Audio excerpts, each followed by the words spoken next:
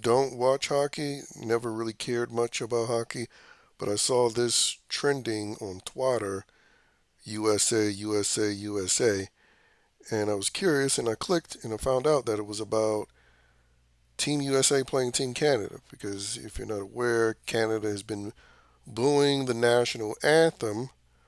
A bunch of cucked white Canadians, by the way, who don't make much noise when their country is being invaded by brown people, making it far more dangerous than it once was because, back in the days of Michael Moore when he would lecture America, Canada was more than often pointed to as a country that was so safe, but due to his open borders policies, it's not so safe. And that's why, you know, Canada now is more like little India or little Pakistan.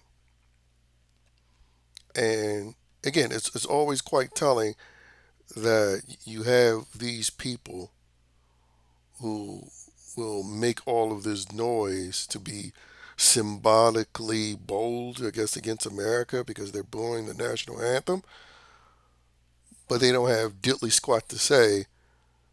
They just sit there with their thumbs up their ass, allowing themselves to be punked by brown and some black people from other parts of the world.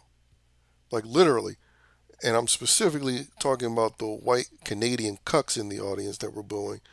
These people will literally sit idly by while their own children get sexually assaulted, get robbed, get beaten, all because they rather not be called a rapist. I mean, excuse me, they rather not be called a racist.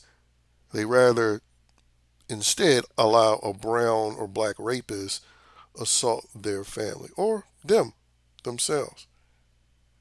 Now I know there are some Canadians that want to change, but again, as I've highlighted in previous videos, the woke whites in Europe, Australia, and Canada, they make woke white libtards in America seem like they have a spine, because that's how pathetic they are in these other countries outside the United States. Even though the United States still is bad when it comes to that, tolerating criminal activity.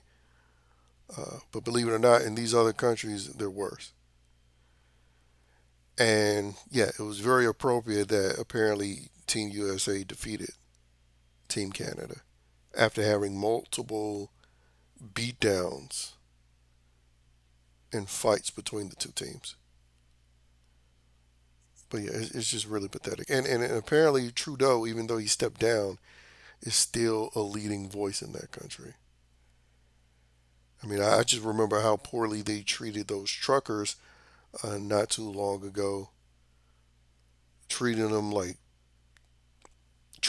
how they should be treating the invaders that they've allowed in their country. That's making Canada actually dangerous.